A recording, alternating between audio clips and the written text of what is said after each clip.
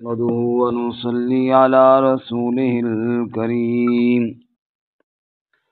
ما بعد فأعوذ بالله من الشيطان الرجيم. بسم الله الرحمن الرحيم. ولما فصلت العير قال أبوهم إني لأجد ريح يوسف لولا أن تفندون قالوا تالله إنك لفي ضلالك القديم. فلما أن جاء البشير ألقاه على وجهه فارتد بصيرا قال ألم أقل لكم إني أعلم من الله ما لا تعلمون. ولما فصلت العیر، اور جب جدا ہوا قافلہ، قال ابوہم، کہا ان کے باپ نے، انی لاجد ریح یوسف، بے شک میں پاتا ہوں خوشبو یوسف کی، لولا ان تفندون، اگر تم یہ نہ کہو کہ میں بہک گیا ہوں. قالوا تاللہ، انہوں نے کہا قسم اللہ کی، انک لفی ضلالک القدیم، بے شک تو پرانی غلطی میں یعنی پرانے خیال میں ہے. فلما ان جاء البشیر، پس جب آ گیا ان کے پاس خوشخبری والا، القاہ علی وجہہ، تو ڈال دیا اس کرتے کو ان کے چہرے پر، فرتد بصیرا، پس ہو گیا وہ دیکھنے والا. قال، تو کہا حضرت یعقوب علیہ السلام نے، الم اقل لکم، کیا میں نے تمہیں کہا نہیں تھا، انی اعلم من اللہ، کہ بے شک میں خوب جانتا ہوں اللہ سے، ما لا تعلمون، جو تم نہیں جانتے. قالوا، انہوں نے کہا، یا ابانا استغفر لنا ذنوبنا، اے ہمارے ابا جان استغفار کر ہمارے لیے ہمارے گناہوں کی، انا کنا خاطئین، بے شک ہم ہی قصوروار تھے. قال سوف استغفر لکم ربی، حضرت نے فرمایا ان قریب میں استغفار کروں گا تمہارے لیے اپنے رب سے، انہ هو الغفور الرحیم، بے شک وہ بخشنے والا رحم کرنے والا ہے. فلما دخلوا علی یوسف، پس جب داخل ہوئے یوسف علیہ السلام پر، آوا الیہ ابویہ، تو ٹھکانہ دیا اپنی طرف اپنے ماں باپ کو، وقال ادخلوا مصر ان شاء اللہ آمنین، اور کہا داخل ہو جاؤ مصر میں اگر اللہ نے چاہا تو امن سے. ورفع ابویہ علی العرش، اور بلند کیا اپنے ماں باپ کو تخت پر، وخروا لہ سجدا، اور وہ چک ہے اس کے لیے سجدے میں. وقال، اور حضرت یوسف علیہ السلام نے فرمایا، یا ابت، اے ابا جان، ھذا تأویل رؤیای من قبل، یہ ہے تعبیر میرے خواب کی جو پہلے سے تھا. قد جعلھا ربی حقا، یقیناً اس کو میرے رب نے سچ کیا. وقد احسن بی، اور یقیناً میرے ساتھ احسان کیا. اذ اخرجنی من السجن، جب نکالا مجھے جیل سے. وجاء بکم من البدو، اور لایا تمہیں دیہات سے. من بعد ان نزغ الشیطان بینی وبین اخوتی، اس کے بعد جب شیطان نے پھوٹ ڈال دی تھی میرے اور میرے بھائیوں کے درمیان. ان ربی لطیف لما یشاء، بے شک میرا رب باریک بین ہے جس کے لیے چاہتا ہے. انہ هو العلیم الحکیم، بے شک وہ علم والا حکمت والا ہے۔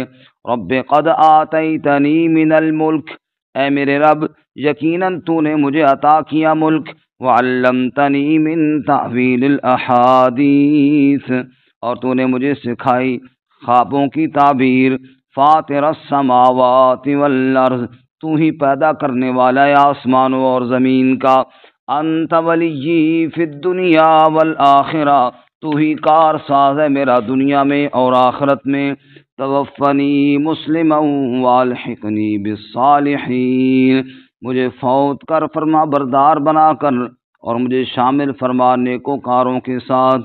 سبحان ربک رب العزت عما یصفون وسلام علی المرسلین والحمد للہ رب العالمین۔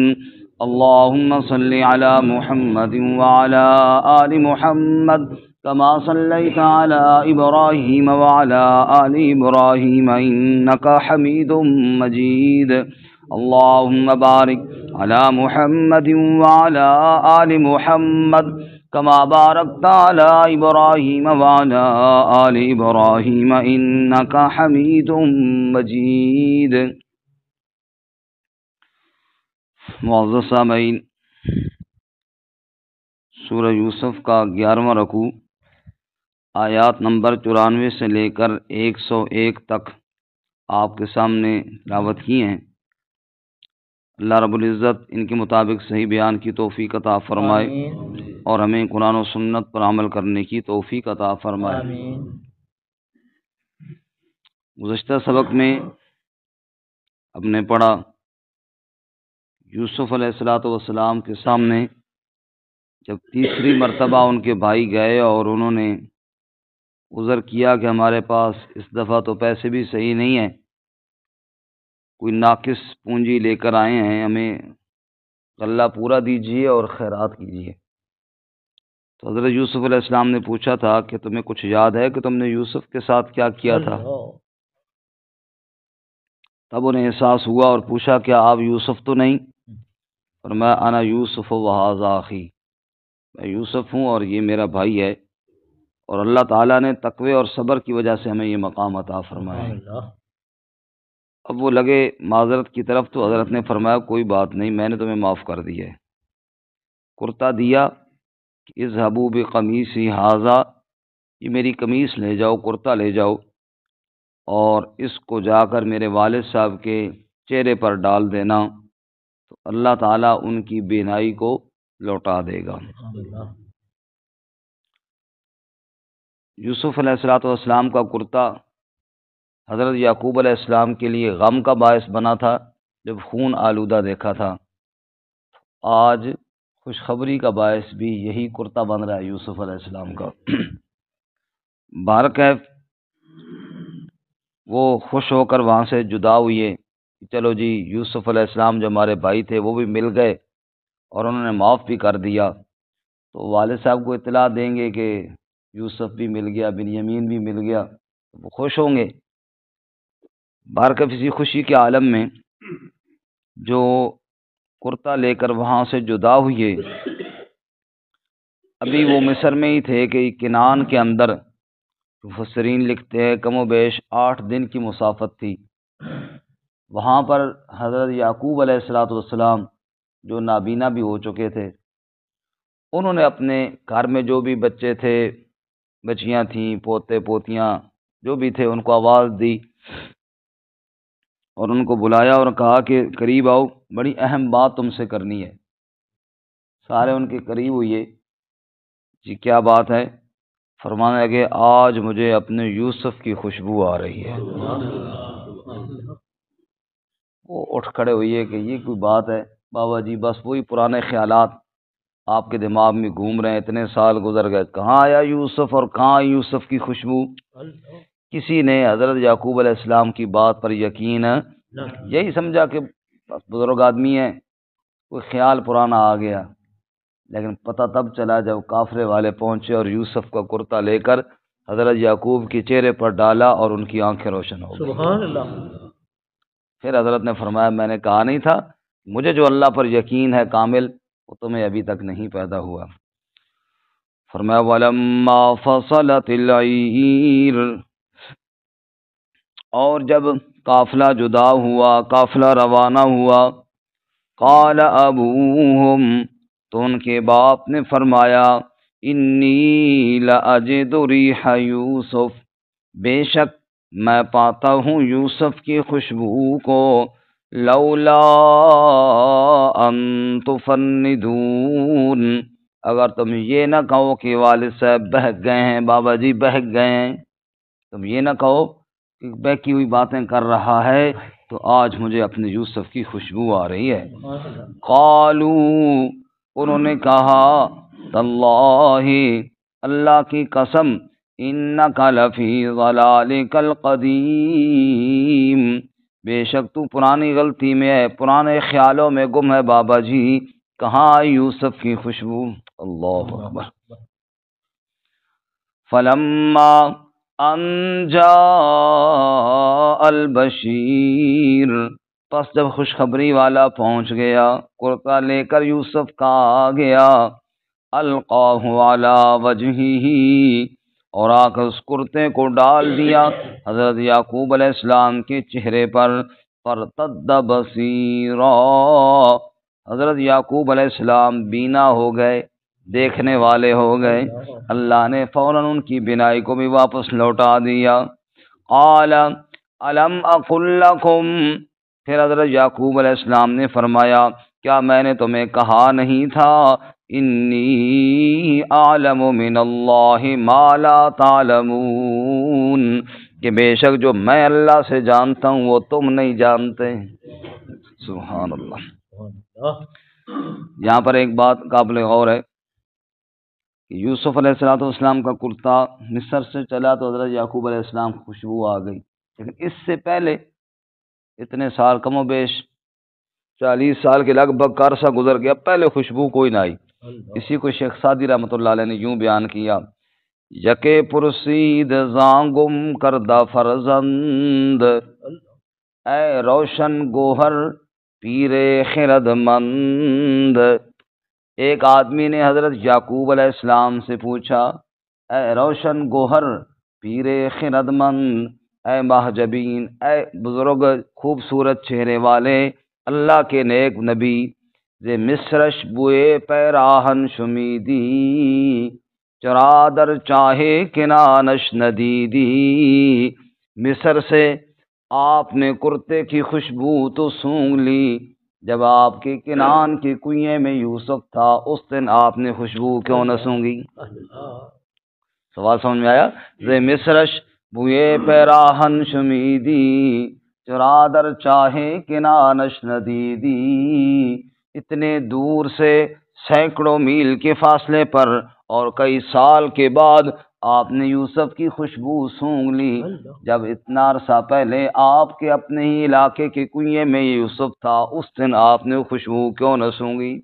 بگفت احوال ما برکے جہانست، دمے پیدا و دیگر دم نہانست، حضرت نے فرمایا ہم جو اللہ کے نبی ہوتے ہیں نا، ہمارے حالات ایسے ہوتے ہیں جیسے بجلی آسمان کی چمکتی ہے، بجلی چمکتی ہے دنیا روشن ہو جاتی ہے، نہ چمکے تو اندھیرا رہتا ہے، ہم بھی اپنی مرضی سے نہیں اللہ کی وحی کی بجلی کا انتظار کرنے والے ہوتے ہیں۔ گہے بر تار میں بالا نشینم، گہے بر پشت پائے خود نبینم، کبھی تو ہمارے حالات ہی ہوتے ہیں سدرۃ المنتہا کی خبریں بھی بتا رہے ہوتے ہیں، اور کبھی وحی نہ آئے تو اپنے پاؤں کے نیچے کے حالات کا بھی ہمیں پتہ نہیں ہوتا، تو ہم انبیاء وحی کے انتظار کرتے ہیں۔ اس لیے ایک اور شاعر نے کہا، فارسی کے شاعر نے، مصطفیٰ نہ گفتے تا نہ گفتے جبریل، جبریلش ہم نہ گفتے تا نہ گفتے کردگار، مصطفیٰ صلی اللہ علیہ وسلم اس وقت تک نہیں بولتے جب تک جبرائیل نہ بولے، اور جبرائیل اس وقت تک نہیں بولتا جب تک رب العالمین نہ بولے۔ اس نے فرمایا اس وقت اللہ نے خوشبو نہیں سنگھائی تو نہیں پتہ چلا، اب اللہ نے خوشبو سنگھا دی تو پتہ چل گیا، معلوم ہوا ہر چیز کا جاننے والا کون ہے؟ اللہ۔ سبحان اللہ۔ اس نے فرمایا اب جب حضرت کی آنکھیں روشن ہو گئیں، قالوا یا ابانا استغفر لنا ذنوبنا، اب وہ کہنے لگے بیٹے اے ہمارے بابا ہمارے لیے گناہوں کی معافی مانگ، یعنی ہمارے لیے دعا کر، ہم سے غلطی ہو گئی ہے، انا کنا خاطئین، خطاوار قصوروار تو ہم ہی ہیں، ہم اپنی غلطی مانتے ہیں۔ قال سوف استغفر لکم ربی، حضرت نے فرمایا ان قریب میں استغفار کروں گا تمہارے لیے اپنے رب سے، انہ هو الغفور الرحیم، بے شک وہ بخشنے والا رحم کرنے والا ہے۔ اب یہاں پر غور کریں جی، جب بھائیوں نے یوسف علیہ السلام کے سامنے غلطی کا اعتراف کیا، انا کننا وان کننا لخاطئین، تو یہ آیت نمبر 92 میں قال لا تثریب علیکم اليوم یغفر اللہ لکم وہو ارحم الراحمین، حضرت یوسف علیہ السلام نے فوراً اسی وقت معافی کا اعلان فرما دیا۔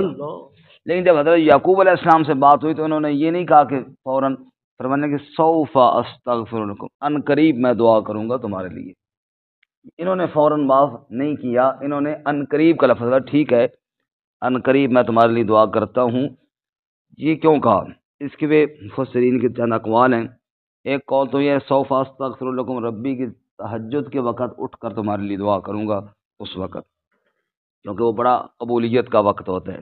دوسرا قول یہ ہے کہ دیکھو یوسف علیہ السلام کے ساتھ خود زیادتی ہوئی تھی، انہوں نے معاف کرنے میں دیر نہ کی، اور یعقوب علیہ السلام نے کہا سوف استغفر لکم ربی، یوسف سے ملاقات تو ہو جائے، اس کے ساتھ زیادتی ہوئی ہے، کیا اس نے بھی معاف کیا یا نہیں کیا؟ اگر وہ زیادتی جس کے ساتھ ہوئی ہے اس نے بھی معاف کر دیا تو پھر میں بھی معاف کر دوں گا، اگر اس نے معاف نہیں کیا جس کے ساتھ زیادتی ہوئی ہے تو پھر میرے معاف کرنے سے تو بات نہیں بنے گی نا۔ اس لیے یعنی اس معافی کو یوسف علیہ السلام کی ملاقات تک مؤخر کیا۔ دوسری یہ بات بھی تھی، تیسری بات کہ حضرت یعقوب علیہ السلام کے دل میں ظاہر بات ہے غصہ تو تھا بیٹوں کے لیے، اور میں چلو ٹھہر جاؤ میرا بیٹا مجھے سے مل تو لینے دو، جب وہ مل جائے گا ہم باپ بیٹا مل جائیں گے پھر تمہیں معاف کر دوں گا۔ سوف استغفر لکم ربی، ان قریب میں تمہارے لیے اپنے رب سے استغفار کروں گا۔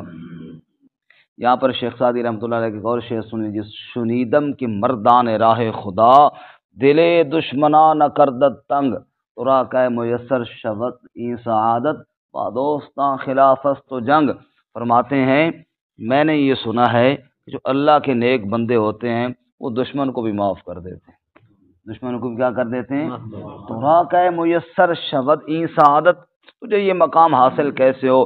با دوستاں خلاف است و جنگ، تیرے تو دوستوں کے ساتھ جنگ کبھی ختم نہیں ہوتی، جو اپنوں کے ساتھ جنگ نہیں ختم کرتا وہ دشمنوں کے ساتھ کیا رحم کا معاملہ فرمائے گا۔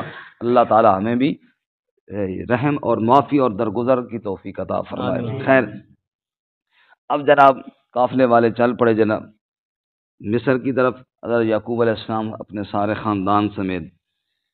فلما دخلوا على يوسف آوى إليه أبويه، جب یوسف علیہ السلام پر یہ داخل ہوئے وہاں پہنچے انہوں نے اپنے پاس اپنے ماں باپ کو ٹھکانہ عطا فرمایا۔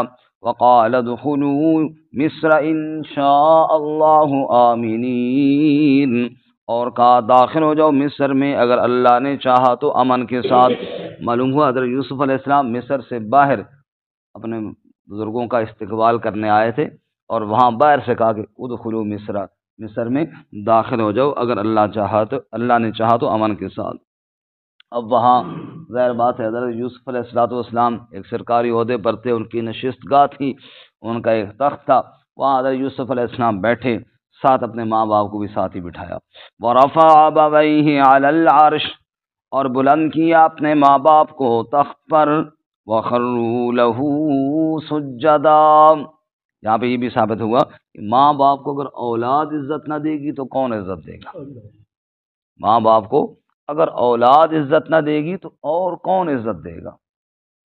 ہمارے ہاں مہمان جب اپنے دوستوں کے آتے ہیں، دوست بیٹھے ہوتے ہیں تو کوشش ہوتی ہے کہ ماں باپ ان والد صاحب سامنے ہی نہ آئیں، ایسا ہی ہے، کیونکہ ہمارا جناب بڑا سٹیٹس ہے اور والد صاحب تو سادے ہیں، اور جناب یہ مہمان کیا کہیں گے کہ یہ اس کا والد صاحب ہے، والد کو چھپاتے ہیں، نعوذ باللہ من ذالک۔ حضرت یوسف علیہ السلام ظاہر بات ہے مصر کے حکمران بنے تھے، پرورشی وہاں پائی تھی، اور یہ والدین تو گاؤں سے آئے تھے، دیہاتی زندگی کے رہنے والے تھے۔ ورفع ابویہ علی العرش، جہاں تخت پر خود بیٹھے وہاں اپنے باپ کو بھی ساتھ بٹھایا۔